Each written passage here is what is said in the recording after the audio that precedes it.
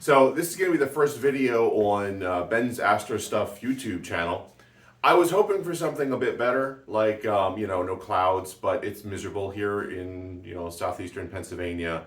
Haven't even got a chance to see the comet this year because of factors beyond my control. But on the appropriately named cloudynights.com on their classified, I was able to get a new OTA. The reason for the new OTA is I needed a 2-inch focuser so that I can use a coma corrector because I've never used one before. My old OTA was an Orion Starblast 6-inch, which served me very well. The glass was real good. I never had any issues with image quality, except of course for the coma. It's an f5 scope.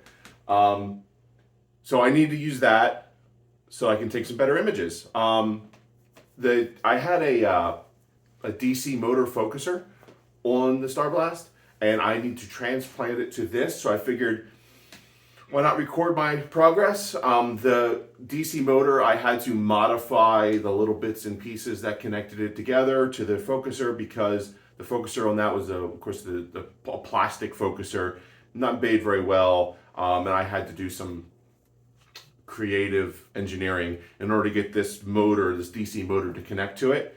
Looking back, I probably could have done a better job of it, but I think I've done that now. I've gotten myself some parts off of Amazon, and you can see if I can make it work. Let's see how it goes. All right, so this is the new OTA. I've already taken the focus knob off of this side here. I'll show you the focus motor, which you probably recognize because I think I got this as an off-brand off of Amazon. It's the same as the Orion focuser. Comes with the mounting plate on that. And you can probably see my a little bit of customization I did on the plate in order to get it to work on the old one to keep it from hitting. Anyway, what I'm going to do is I'm going to start disassembling these screws here, and hopefully this will just mount right up. It looks like the bolt pattern matches the pattern of the screws, so match this. So let's start with this. First, you got to take this off. I'm not too familiar with Crayford focusers. My Orion was just a rack and pinion. It was a sloppy rack and pinion. I did a little trick on it with some packing tape to make the tube a little tighter, but this seems like it's a much better focuser. I'm sure that it is far superior.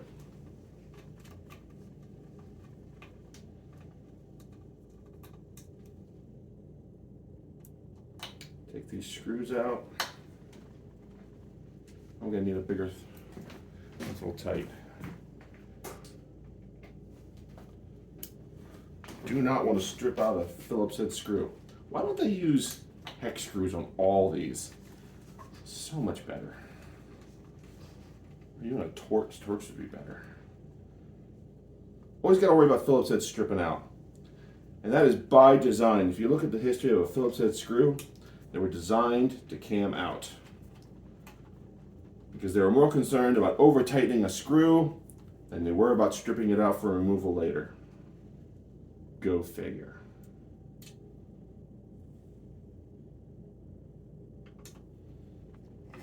Oh, and it comes loose. Look at that. So we're gonna get to see the inside of this, I guess.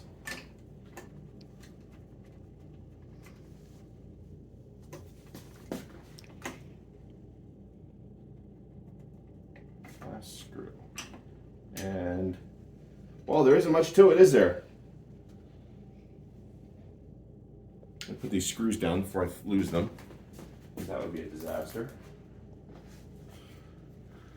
Looks like, yeah, this little rod just kind of rides in there. And can I rotate this?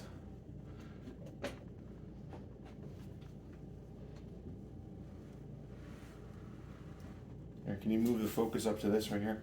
You don't have to zoom in, just here. Okay. So yeah, that's pretty simple, huh? That's there. This plate goes over it. And that's it. Okay. Anyway, this, while that's up like that,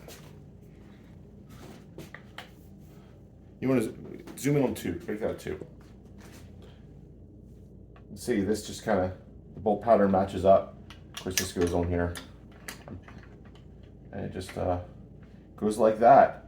And then I got to line this motor up and use the little bracket I got. But, you know, one thing at a time here. Let me get this bracket bolted up because it can only go on one way.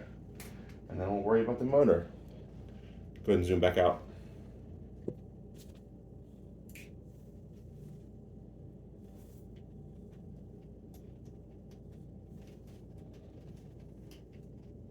Come on. All right. So, I need at least 2 screws to hold it in.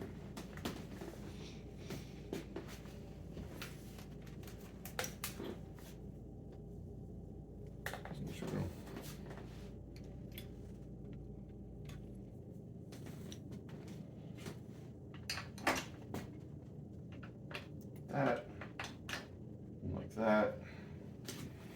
Put the screws down there.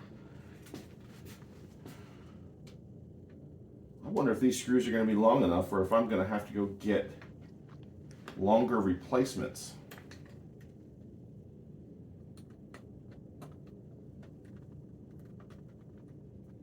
No, they seem to be long enough. They're at least catching. I will determine if they are strong enough with whatever depth they have.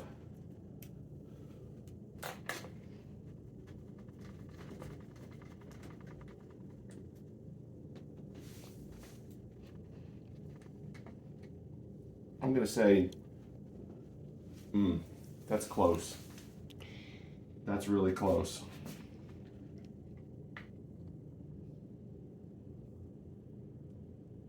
Let me get the rest of the screws in and just... So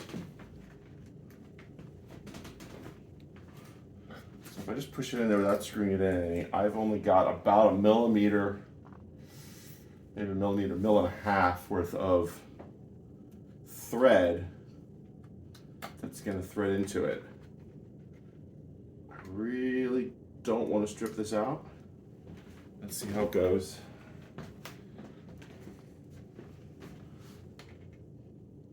Because if I strip out the threads in my focuser, I'm going to be upset. That is going to upset me a great deal. And that is not even. It's tilted like this, which tells me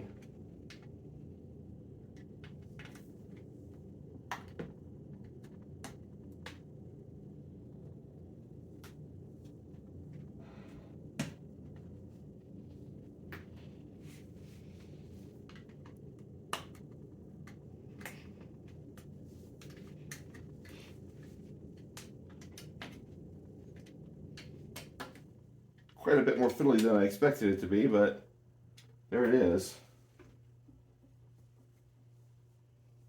Oh, the tube is turned. The tube is turned. That flat spot's supposed to be right there. See this? This whole thing spun on me. That's probably why it's not sitting straight. Let's loosen her up.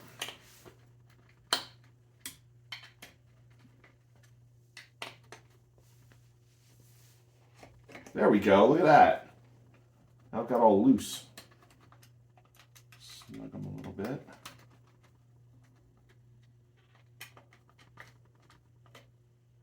Oh, that's much better.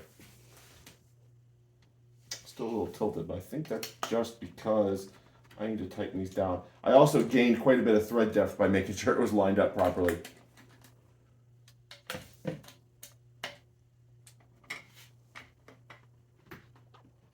I'd say that's good.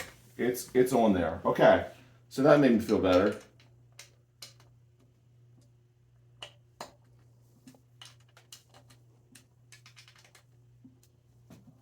Yeah, that's not going anywhere. All right, now I'm going to rotate the tube and we'll start looking at the motor. All right.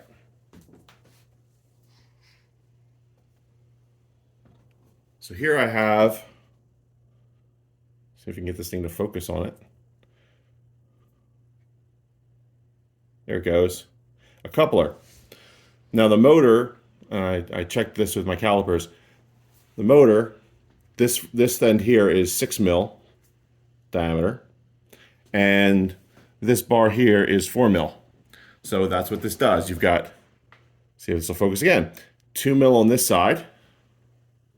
Come on, focus on that. And 6 mil on that side. I got these off of Amazon. I'll put a link in the description. I have another set coming too in case this doesn't work out. That's a little flexible. It's got a little flex to it, but it's also longer.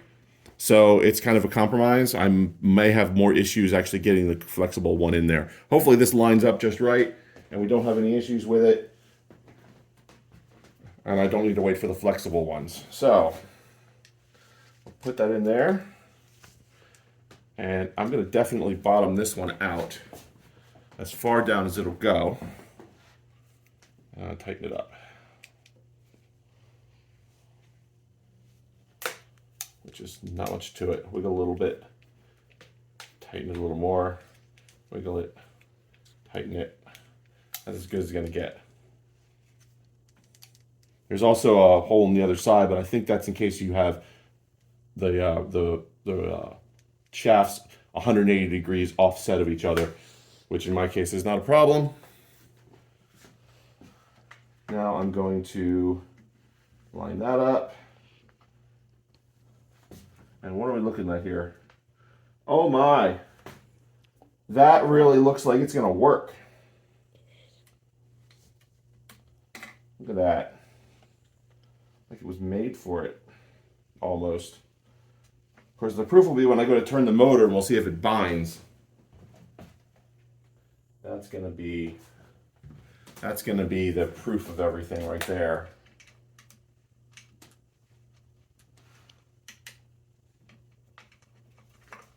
These in.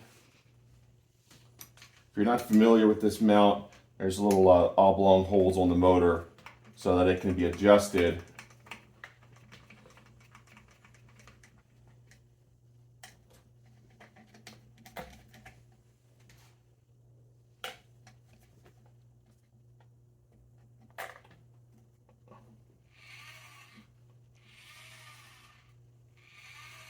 It looks pretty good.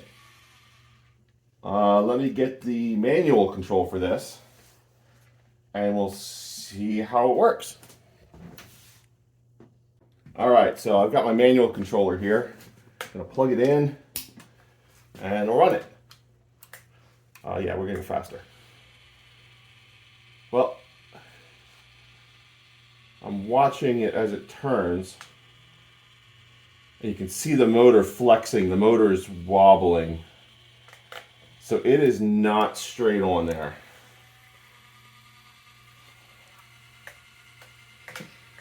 And of course, if it's not even all the way around, when it goes to do an automatic focus, because it's a DC motor and not a stepper motor, the resistance of the motor will actually change how much it moves.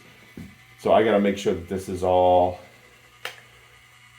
straight. So I'm going to try to work on this to get it straightened out, and then we'll come back once I've made some progress.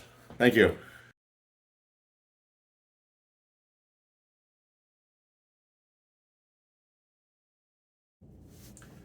So that didn't work out so well. The solid coupling basically transmits any kind of offset between the two shafts through the whole system, and the whole thing wobbles. One thing that's not apparent in the time lapse because there's no sound is you can hear the motor struggling a little bit while it's going through that period where the thing's wobbling all over the place. It's not that apparent when you're just looking at it, just watching it, but in the time lapse it really shows how much it's moving. So on day after tomorrow, I'm supposed to get the second set of packages from Amazon, which will include a coupling that, while a little bit longer, is flexible, and that should absorb any differences in the alignment of the two shafts. So we'll see how it goes down, and I'll have to finish the video then. All right, let's see how it goes. So yeah, that didn't work. So what I've got here is, this is a couple days later. I've got a flexible joint Let's see if you can see. Where's my camera? There we are. And now it's got a little bit of flex to it. And hopefully this will absorb any misalignment. And we'll see how it goes. So I'm going to take this all apart now and change it out. First take that off. We're going to loosen these.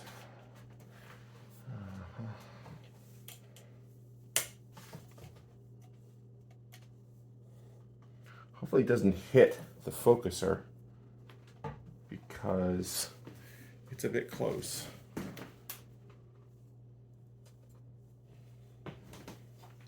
Of course I cranked these down with a screwdriver, didn't I? Yes, I did. Yep.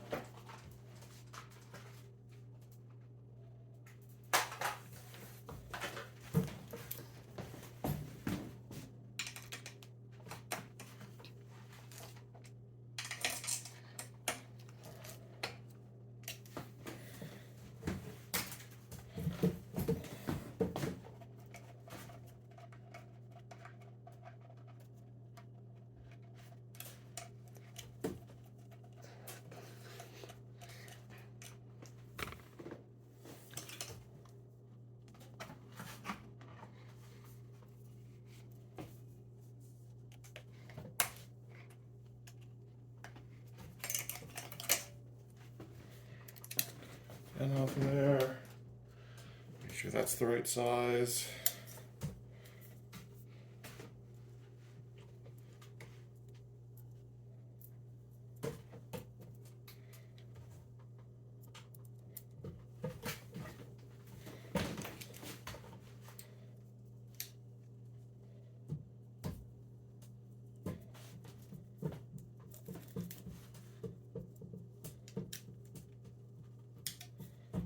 Oh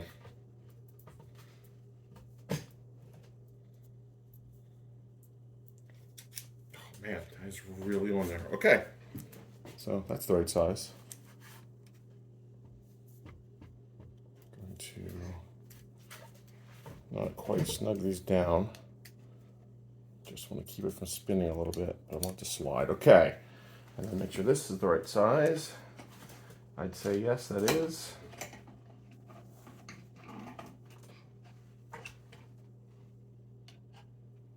Okay. Get this end on first.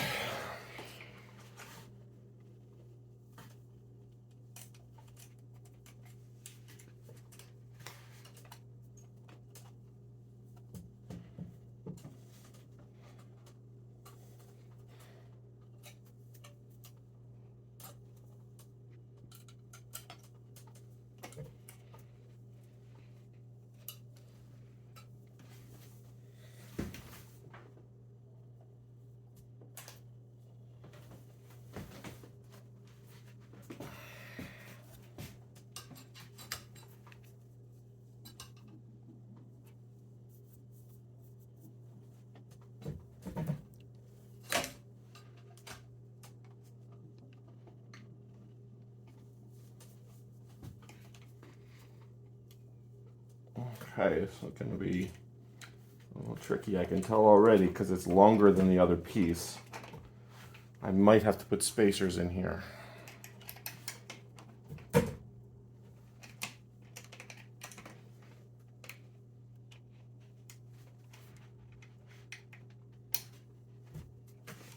you pause the video, please? Does that look? I think that might do it.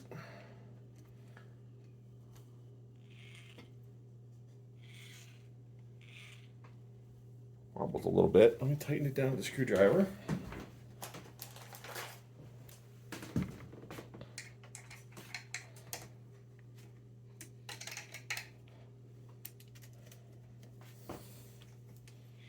Okay. Finish tightening down. I'll use this to spin it.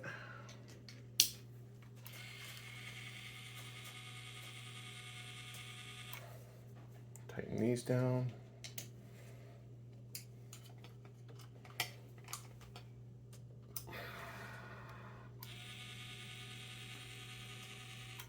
Tighten these down.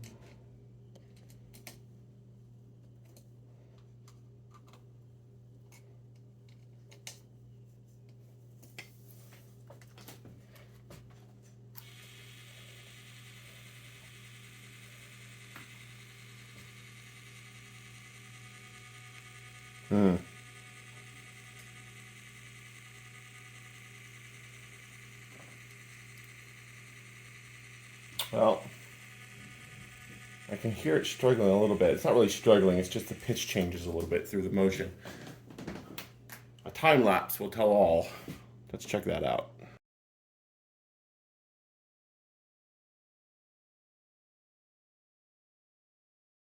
So that looked much, much better. I didn't see any major moving of anything.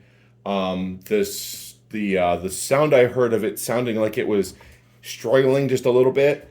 I didn't notice anything in the video where it was getting bound up at that time, so I'm not sure. I'm going to adjust this a little bit because one thing I notice is it looks like it can move. Actually, no, it can't move that way. It's actually touching. Let me zoom in on this a little bit.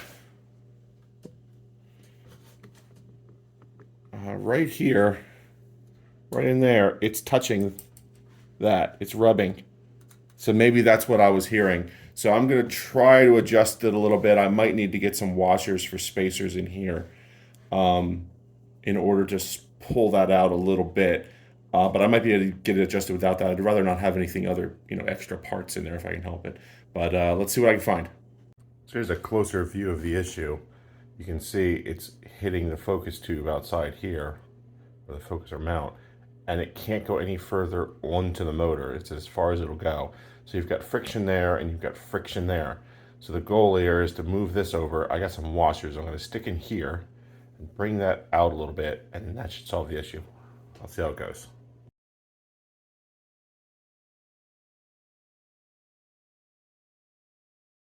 All right, well, that worked.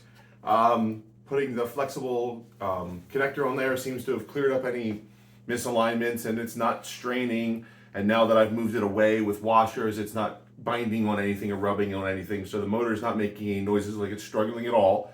We'll see how it works the next time I go imaging. So this is the part in the video where everyone says like and subscribe. My next thing is going to be, I've got a coma corrector that I'm going to be putting together and installing on this thing. So that's going to be my next, and then after that, hopefully we'll have some clear skies and actually be able to do some imaging with this. So yeah, have a good one. Talk to you later.